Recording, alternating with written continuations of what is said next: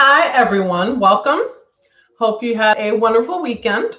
For those of you who don't know me, it's Mama J with Science with Mama J. And today we're going to have our last official class. We've made it to the end, everyone. Hi, Rosie. Good to see you. So today we're just going to go over some questions. And we're going to talk a little bit about the test. I know I did go over what you should know for the test on Thursday. So feel free to watch that if you haven't had an opportunity to watch it. Hi, Ryan. So what we're going to do today is go over the rest of the questions for the assignments that I assigned. And it would seem that a lot of people have been very busy turning those assignments in because I have a lot of stuff to grade. I have been attempting to get the assignments graded, but Edsby has been glitching out on me this morning. Last week, as you know, I had to go empty out my classroom, so I couldn't sit in front of the computer consistently and grade. I've had to exit and go back into Edsby a few times, so I am working on the grades, but I do have to post your test, and I do have to work on getting the rest of the grades done. So please be patient. The next day or two, I should be all caught up. Okay.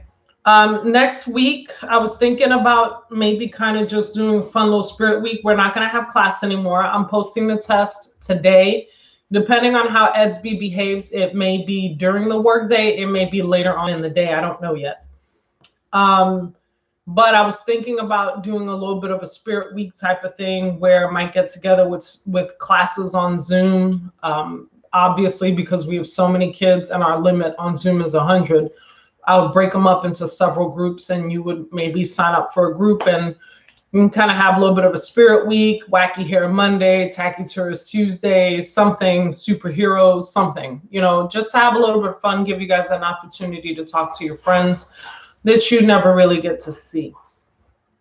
So, hi, Lacey.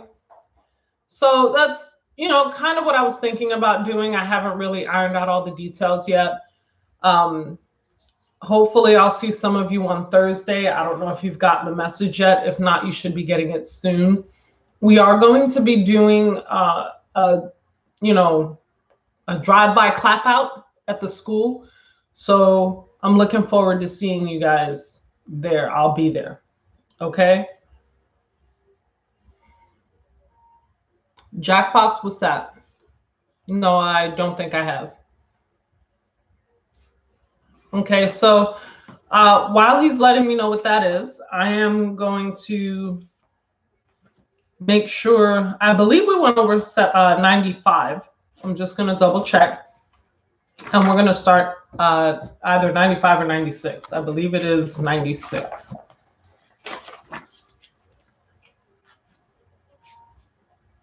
Yes, we did 95 already, so we're starting with 96.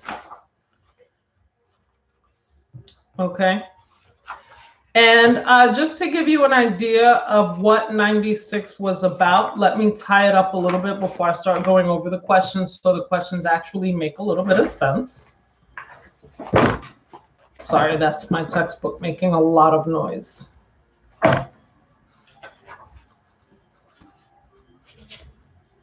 Okay, so 96 was the electromagnetic spectrum. Okay, and it opens up with Herschel's experiment, but basically 96 was a reading, and we discussed the electromagnetic spectrum, and it talks about the different wavelengths within the electromagnetic spectrum. Oh, that sounds great, Esman. Do me a favor. If you can send me through Edsby some information on that, that might be something that would be really fun to incorporate as well. So if you can send me some info, maybe a link or something, I can look that up. I would really like to look into that for everyone. Thank you. I appreciate that. All right. So number one, what evidence did Herschel have to support his discovery of infrared energy? Oh, I'm sorry. With what evidence did Herschel support his discovery of infrared energy? The temperature of the area just outside the red part of the spectrum was higher than the visible light spectrum, indicating an invisible source of energy. So if I know the reading was long and extensive. I don't expect you to remember everything. But if you looked at Herschel's experiment when he did the temperature of the various types of light spectrum, just outside red, where infrared we know now sits, just outside of the red portion of the spectrum, there was actually a higher level of energy that was absorbed. That higher level of energy that was absorbed is the indication that the infrared part of the spectrum existed. With what evidence did Ritter support the discovery of ultraviolet energy? Once again, the paper coated with silver chloride turned darkest in an area just beyond the violet area. The paper turned dark as a result of its exposure to relatively high energy. So just to give you an idea and just to recap, and my drawing is going to be terrible, I do apologize, but when we talk about the visible light spectrum, or when we talk about the electromagnetic spectrum in general, okay, you start with radio waves, and they're relatively large, and as you get to microwaves and infrared and all the way down, it gets closer and closer and closer until gamma rays are really, really close together. Okay, so you start out with the widest wavelengths, and as time passes, and I think I kind of messed that up a little bit, but I think you get the idea. So you start out with wider wavelengths, and they get closer and closer and closer and closer until you get to the point where they're really close together towards the end. Radio waves appear here, and gamma radiation appears here. And somewhere in here, you have the visible light spectrum. Okay?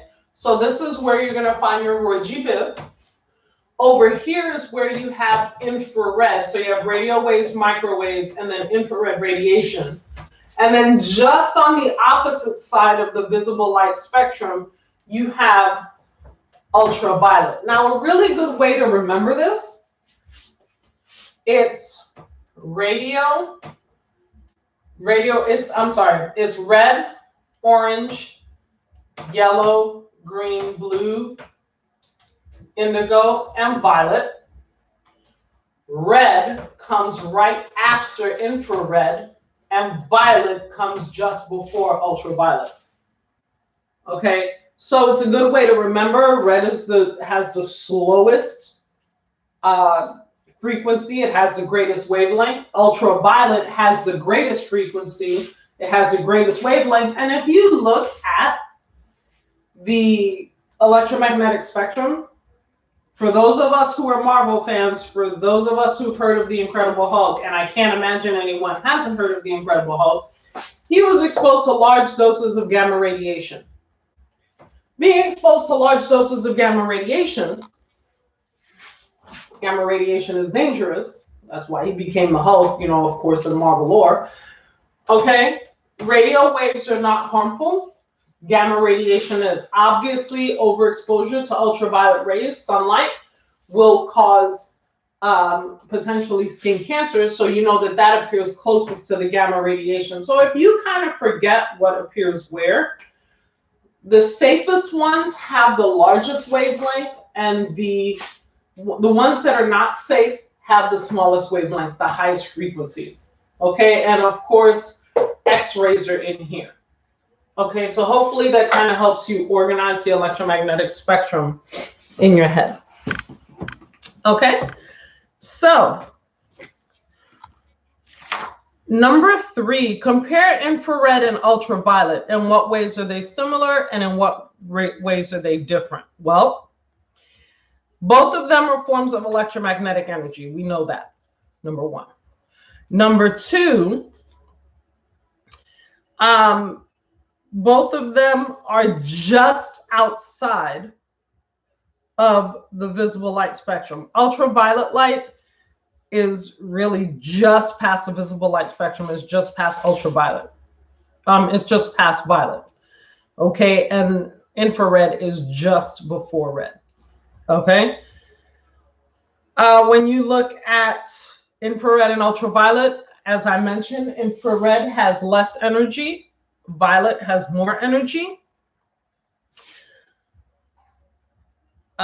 Infrared actually produces heat where ultraviolet does not. It doesn't actually heat up the skin. Okay. Infrared radiation is generally not harmful to the skin or eyes, but ultraviolet radiation is. Okay.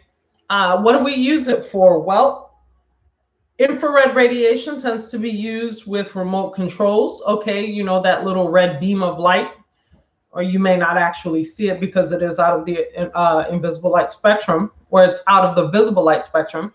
But what you use to turn on your remotes to change the channel on your television, that is infrared light. Okay, it's also used in night vision goggles to make certain things at night in the dark more visible to the eye. Applications for ultraviolet light, we use it in telescopes.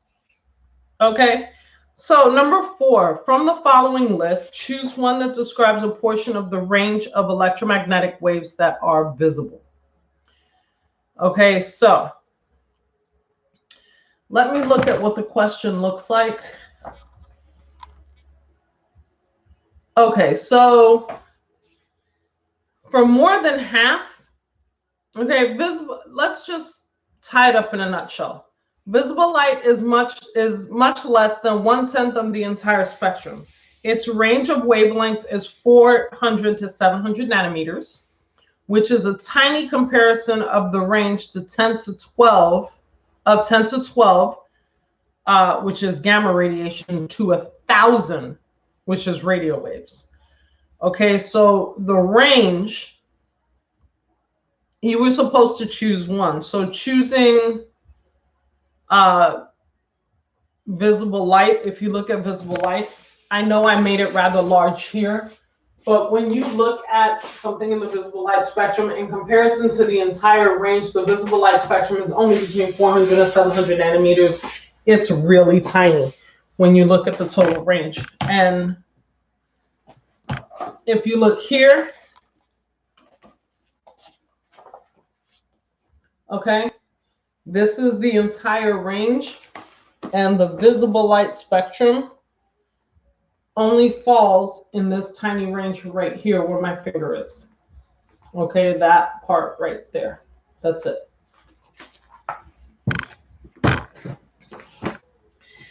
It is likely that light frequencies higher than ultraviolet were the main cause. Is it likely that light frequencies higher than ultraviolet were the main cause of Tiana's cataracts? Why or why not?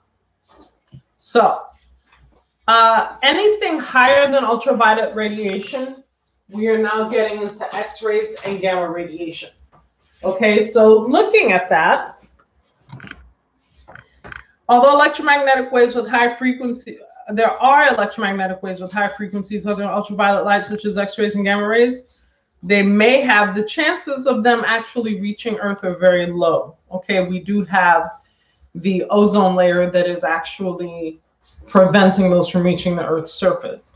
So because the highest notable amount of energy in sunlight is ultraviolet, it's unlikely waves with higher energy level actually were impacting her. So the chances of it being X-ray and gamma radiation is very, very low. It's more than likely ultraviolet light that damaged her eyes. Okay, is there anyone that has a question? I'm going to move on to 97 in the meantime, but if you have a question, feel free to throw it in there. All right, activity 97. Hopefully you watched the video. If you didn't, please don't do the homework until you actually have an opportunity to watch the video. Okay, it's important for you to see the video because you can actually see the results. So there were 2 parts to 97. The first part is when we were doing reflection. So basically, I had aluminum foil on one side and black cloth on another, and I put a UV card and it was facing the sunlight. So if the sunlight is coming this way, you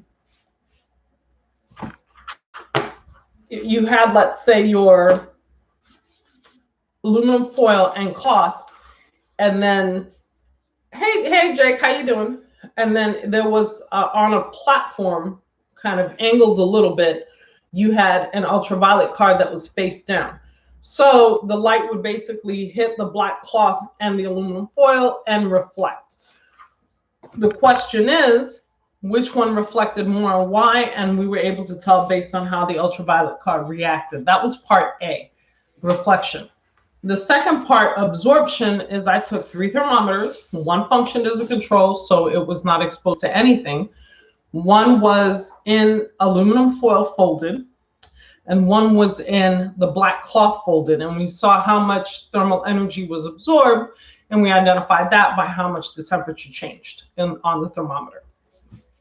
Okay, so the results were, just so that we know what it is before we go over the questions. For the ultraviolet reflection, you were actually, or for the light reflection, the UV rays, you were actually able to see that on the UV card, there was a greater change on the card on the side with aluminum foil than the side that was with the black cloth. So the black cloth absorbed more thermal energy. The aluminum foil reflected more thermal energy, and that was reflected in the card. Okay. When we look at the absorption piece, the control had one temperature. The aluminum foil had a lower temperature. It was probably lower, if I remember correctly, by a good 4 degrees. Okay. And they were all sitting in the same spot. There were no disruptions from sunlight. There was nothing providing any shade. So they all were exactly the same. And there was one in aluminum foil, which was the lowest temperature. And then you have the one with the cloth, which was the higher temperature than the control. Okay, so that was the premise of our experiment. Now, looking at the questions, which surface, the black cloth or the aluminum foil, cause a higher UV reading? So the foil reflects more light than the black cloth. And we saw that because the UV card was darker on the foil side than it was on the cloth. Now the diagram, okay, just to let you know, if you've not done this, you could do this several different ways, okay? You could draw it, send me a picture of it, you can describe it, but just make sure you answer the question. There have been a couple of people who, rather than make an attempt to email me privately or to describe it, have kind of just put question marks or left the question blank. Please don't leave the question blank.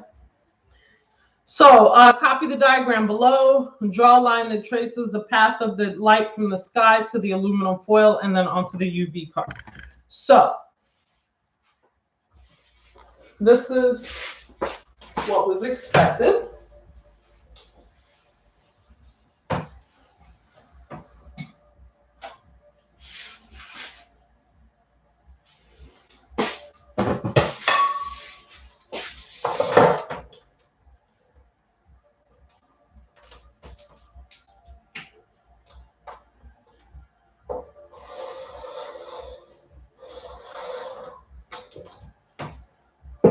Okay.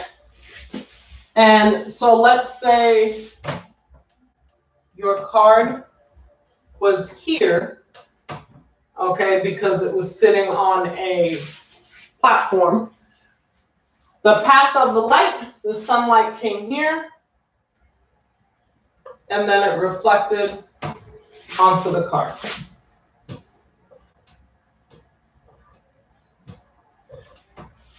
Okay? Now you can describe it. The sunlight came down. The card was at a 45-degree angle. Well, that actually looks really close to a 45-degree angle. If I had my protractor, I would check it. Okay. Number 3, in this activity, the black cloth models the dark ground. What could the aluminum foil and the UV card model? Okay, what surfaces do you think the aluminum foil and the model? And what could the UV card represent in any of these scenarios? And this is actually a really important question because this merges to real life expectations. So what do you think it models?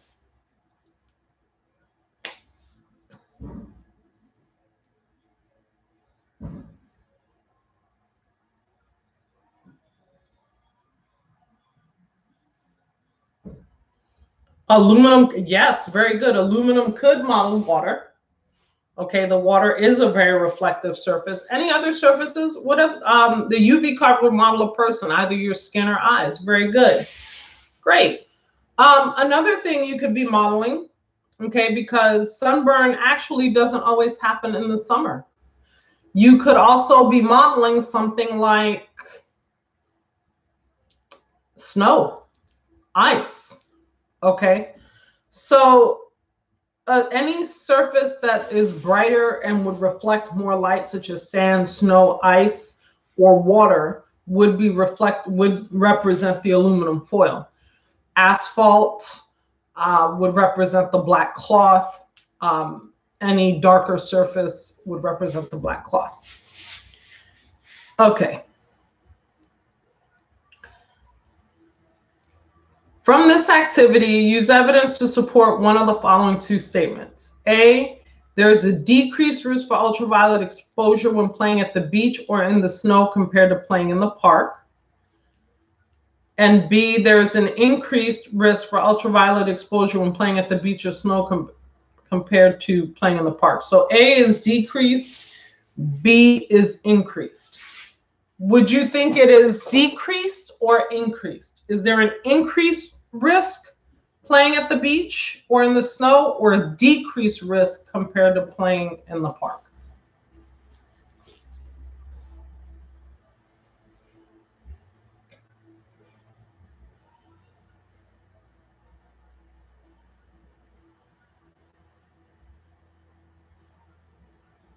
There is an increased risk. Okay, what evidence did we see? We literally just talked about it. Okay. Going back and looking at the comments, aluminum foil was a more reflective surface, so it caused more UV radiation to be reflected onto the card. And as a result, the ultraviolet rays caused the UV card to absorb more radiation. If the aluminum foil is mimicking the beach, or it's mimicking the water, it's mimicking the snow, you're increasing your chances for sunburn there. Okay. All right. Number 5 on activity 97, which surface, the black cloth or the aluminum foil, causes a larger temperature increase when covered by the thermometer? Okay, we actually discussed this, but quick quiz, which cloth? Which material caused an increase of temperature in the thermometer?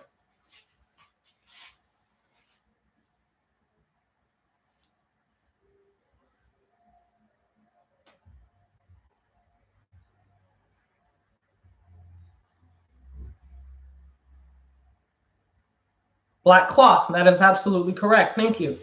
Okay, so the black cloth caused the thermometer's temperature to rise. Explain why the temperature increased more in the house with a black roof than one with a reflective roof. Good, yes, black. Okay, so why would the temperature go up more in a house with a black cloth than a house with, let's say, a reflective surface?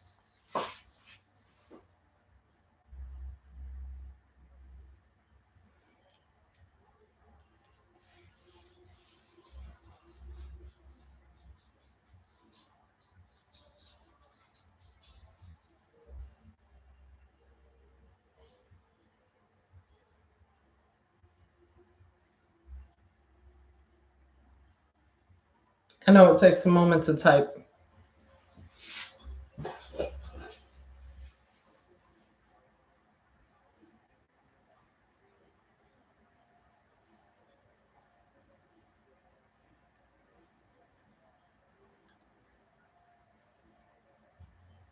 The roof is trapping heat. Okay, so the one with the black cloth would actually absorb thermal energy, where the one with the reflective surface is going to reflect the thermal energy. Good.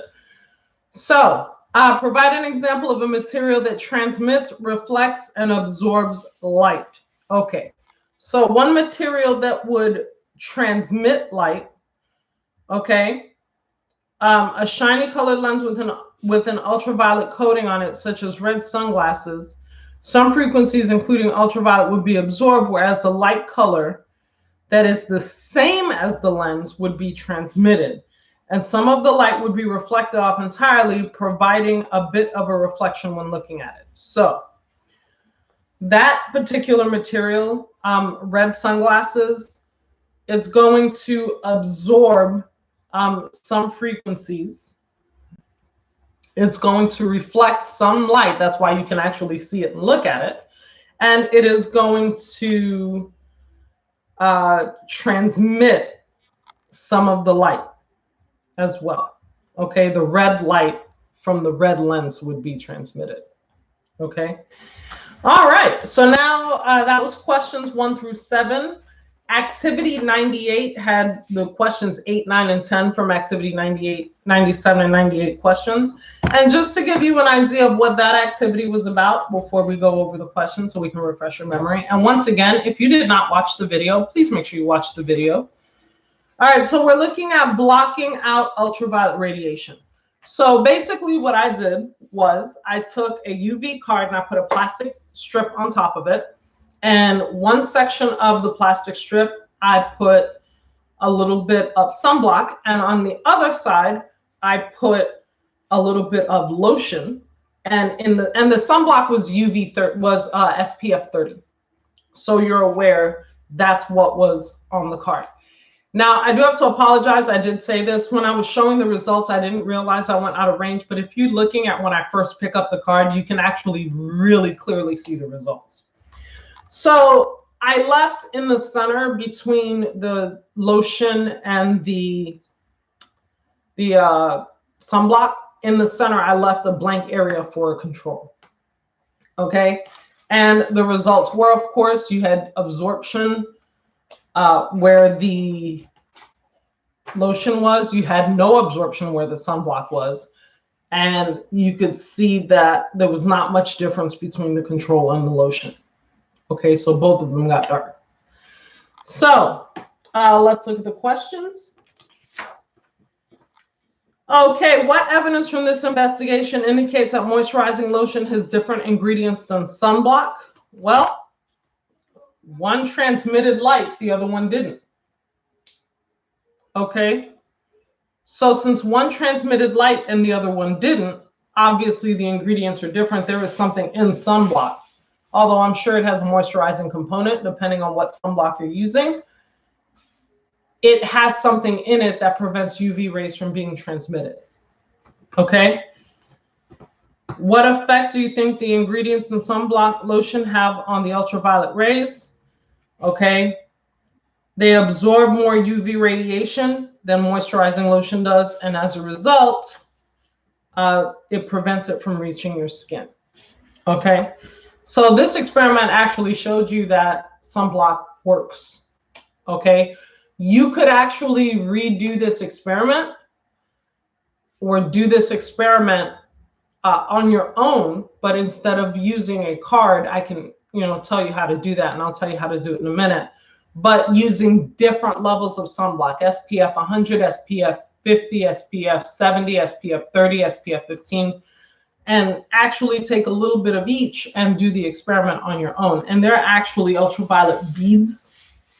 They absorb, and they because they absorb thermal energy, they have that glow, that iridescent glow in the dark. You could actually do the experiment with those and see how well they glow in the dark after being exposed when covered in lotion. Okay, so now, what effect do you think the ingredients in sunblock have on the ultraviolet waves?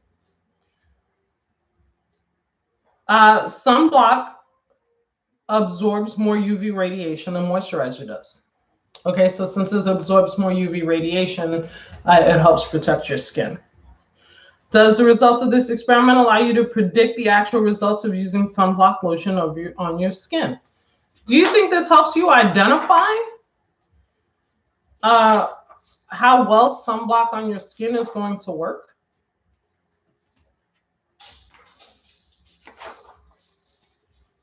And you can give me a simple yes or no.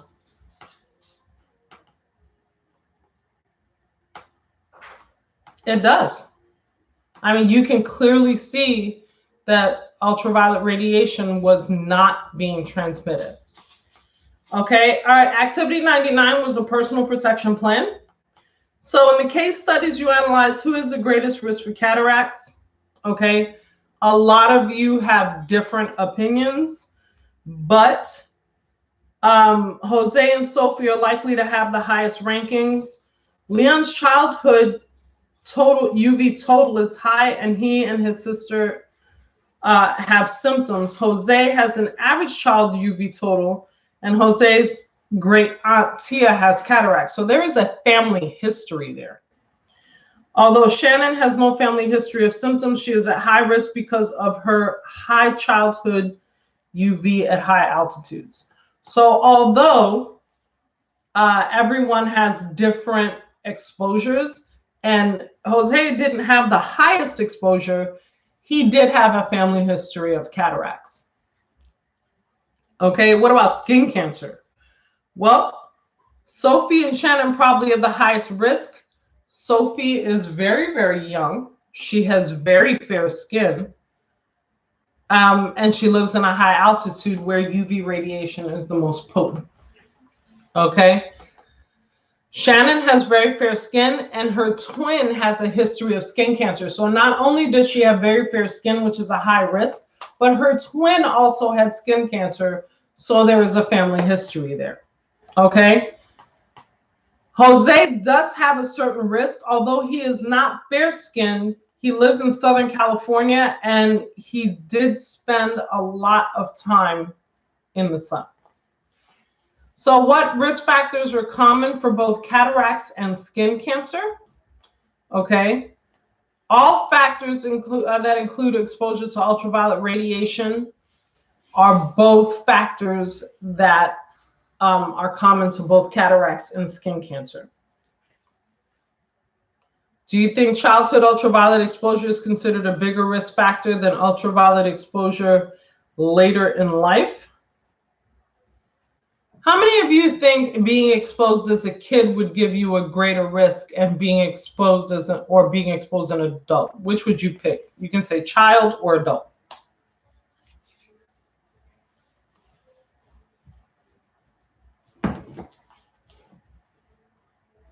Child. Okay. Anyone else?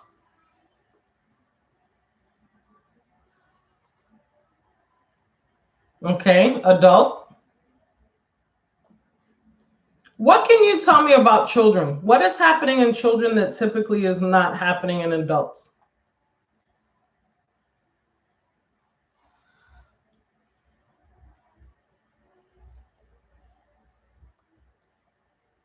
They're still growing. Yes.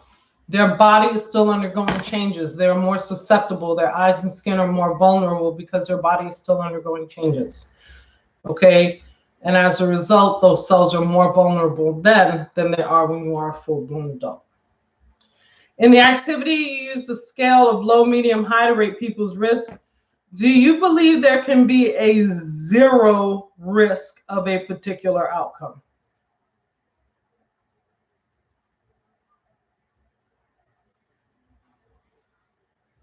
And that's a simple yes or no.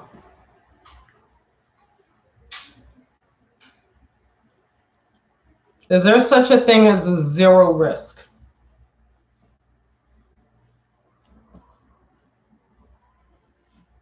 Okay, probable but highly unlikely. Okay. Anyone else?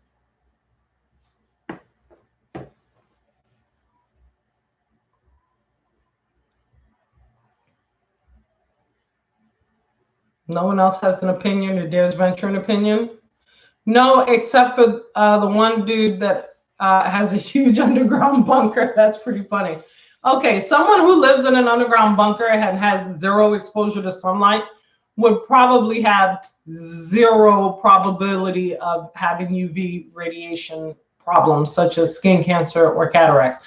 Probably going to suffer from rickets because he doesn't have any vitamin D in his system, and will have some other issues. But yes, you're right. If you're not exposed to UV rays at all, then yes, your exposure risk is going to be really close to zero. But in the natural world, we don't have a whole lot of people who are like that. So the chances of having zero risk is almost non-existent. Okay. So I asked for a personal protection plan by making a list of all things to reduce ultraviolet exposure. Okay, so I saw, what about vampires? I've never met a real vampire. I hope I never do. I'm assuming they don't really exist, but in their particular case, they don't really have a risk to ultraviolet exposure. If you look at vampire lore, I mean, think about it. As soon as they're exposed to it, they flame and die. So if a vampire is alive, he has zero risk. Now, if he is exposed to it, his risk of dying is extremely high and also really, really quick. So, looking at your personal protection plan, I saw a lot of put sunglasses on. I saw a lot of sunscreen use. I saw hats. I saw the use of long sleeves where possible. Okay, couple of things to add to that.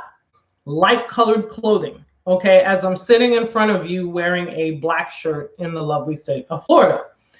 So a light colored shirt would actually help reflect the light rather than absorb it. Also, so loose fitting, light, airy clothes will actually help protect your skin and at the same time reflect some of that light, so to keep you cooler. Also, in addition to some of those things you said, limit your time outside during the peak hours. Okay, so if peak hours are between 10 and 2, maybe you don't bake in the sun between 10 and 2. Maybe you go outside before 10 o'clock in the morning, or you go outside after 2 o'clock in the afternoon where the sun is not at its apex in the sky. Okay? Props to quarantine for increasing the chances of going down to zero. That is really funny, Esteban, but you are right. Okay? Our chances of exposure have dropped a lot because there are a lot of people who are not going outside. Some of us still go out, but we're not staying out. We're running errands and coming right back in. So, ladies and gentlemen, I did go over what was on the test. Okay, I did discuss it on Thursday's little class. But if you have any questions, I'm going to post it. I don't know what time today. I'm having some issues with EDSB. So, you know, every so often it just decides it's going to become unresponsive and I have to keep shutting down. So I may wait until later on when not a lot of people are on it and I'll post the test. I will post the retake probably Thursday or Friday for anyone who took it, because the end of school is next week. And this is very, very important. So please, please listen. End of school is next week, Friday. Okay, so we have less than 2 weeks worth of classes including today. Now, no, I'm not going to be really teaching because we've covered. I may log in and do some biology lessons because you guys are going to do biology next year. And of course, since all the videos are on, it will actually keep it will actually keep my videos and you'll be able to use those videos for your lessons next year. So you can always ask me any questions you want and I'll be happy to make any videos I can for you. So, you know, don't forget me. I'll be happy to, you know, make any videos I can. But please make sure you're doing your work. Please make sure you're finishing your assignments. And I'll be getting in touch with people over the next few days and making sure that all assignments are turned in. This is very, very important because I do have a hard deadline to turn grades in, so I can't accept grades after the last day of school. Okay? So that's pretty much it. Make sure your work is getting done. I don't want anyone who grades to suffer. Let me please remind you, this is a high school credit class. And as a high school credit class, it is really, really important that you make sure your work is done. Okay? It's been great working with you. Like I said, we'll still get together online somewhere before the end of the school year, but I've had a blast. And I'm really sad that this is how we ended. But I'm looking forward to hopefully, you know, seeing you guys once all the social distancing is over. And I'm hoping to see you on Thursday at our drive-by clap out. So take care. Have an awesome week. If you have any questions, if you need a review, you know where to find me. Send me a message and I will be there. Take care, guys.